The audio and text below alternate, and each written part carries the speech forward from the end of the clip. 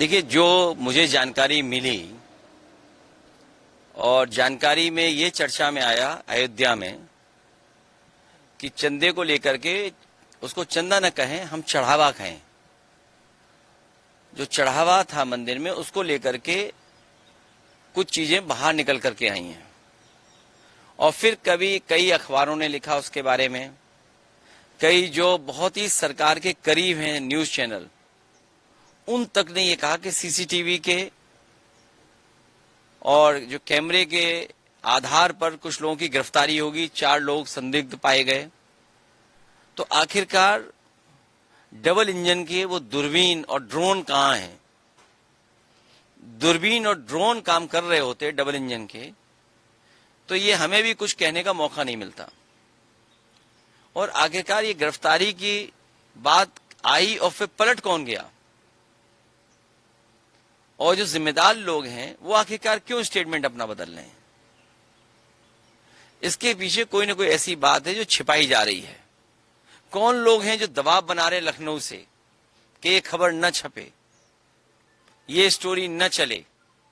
आपके तो मित्र होंगे पत्रकार साथी वहां पर, जिन अखबारों ने ये खबर छापी और जिन टीवी चैनलों ने ये खबर चलाई, उनके पास कहां से फोन गया? क्या लखनऊ से फोन गया कि नहीं गया?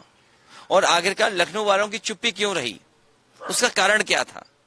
हमें कोई शिकायत नहीं है, लेकिन प्रभु श्री राम, मर्यादा पुरुषोत्तम राम, और इतने पवित्र काम के लिए अगर चंदा चढ़ावा या चढ़ावा में चोरी होगी, चढ़ावा में चोरी होगी तो शिकायत तो होगी, जायज है। क्योंकि विपक्षी पार्टी समाजवादी पार्टी है और हमें भारतीय जनता पार्टी के लिए क्या नहीं कहते हैं। भारतीय जनता पार्टी वाले अपना भी चेहरा आईने में देखें कि जब उन्हें मौका मिलता है तो बताओ क्या क्या शब्दों का इस्तेमाल करते हैं। इसलिए मैं धन्यवाद देना चाहता हूं उन लोगों को जिन्होंने हमें ये जानकारी दी कि वहां पर चढ़ावे को लेकर के आपस में मनमुटाव है, शिकायतें हो रही हैं और एफआईआर दर्ज कराने तक की बात चल रही है। वहां के जिलाधिकारी, वहां का प्रशासन, वहां के आम लोग इन बातों को सब जानते होंगे, चाहे सरकार के दबाव में चढ़ावा चोरी पर कुछ न बोले।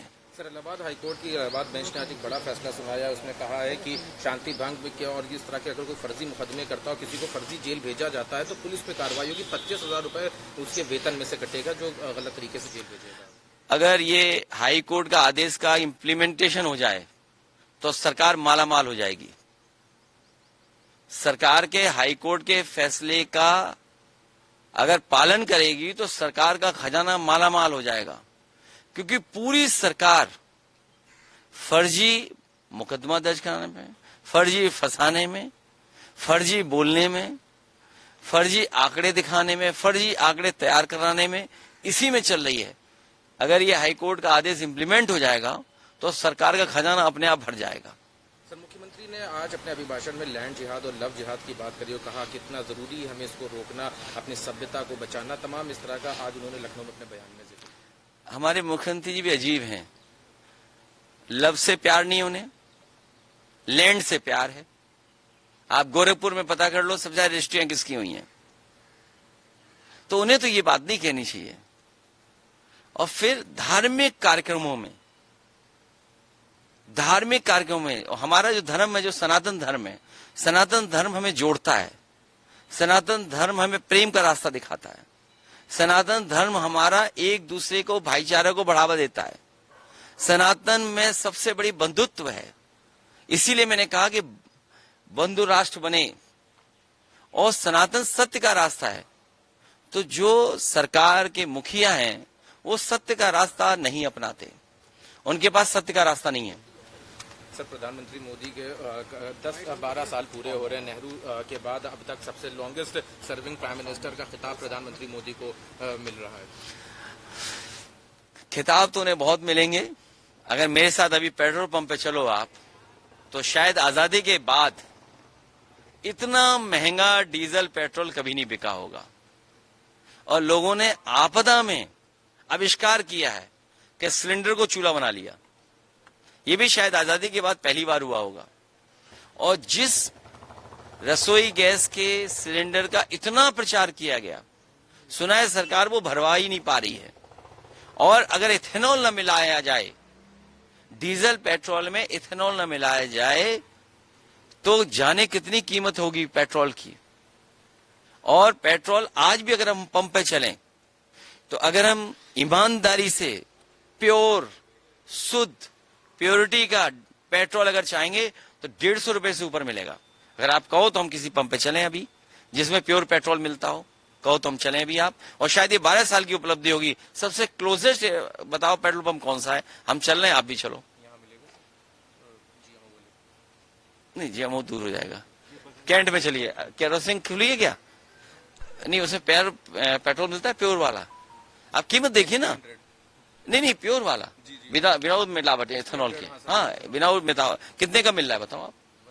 तो ये देखिए कितनी बड़ी उपलब्धि है कि 12 साल की उपलब्धि है कि सबसे महंगा पेट्रोल भारत को मिल रहा है।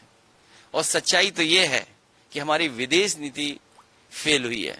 विदेश नीति अगर हमारी अच्छी होती तो शायद आम जनता को इतना महंगा डीजल पेट्रोल नहीं खरीदना पड़ता, इतनी गैस की किल्लत नहीं होती। और देखिए आप, नौकरी नहीं, रोजगार नहीं, इन्वेस्टमेंट नहीं। और क्या सरकार करती है? जब सरकार कमजोर दिखने लगती है तो कम्युनल रास्ता अपनाती है। पिछले 10 दिन के स्टेटमेंट अगर मुख्यमंत्री के आप पढ़ें और उनको लिख करके देखें तो आप समझ में आएगा कि कितनी कम्युनल भाषा बोल रहे हैं। और सुना है कोई मंत्री हटाए गए हैं, हाफ कर दिए गए, कुछ दिनों में साफ हो जाएंगे वो। और केवल अकेले साफ नहीं होंगे, सुना है कोई नई सूची बनी है, गुप्त सूची बनी है। एक महाराष्ट्र में बनी है गुप्त सूची, एक यूपी में गुप्त सूची बनी है। और दिल्ली वाले मिला के देखेंगे उस सूची को, तो सोचिए कितने लोगों साफ हो जाएंगे जिनको टिकट नहीं मिलेगी।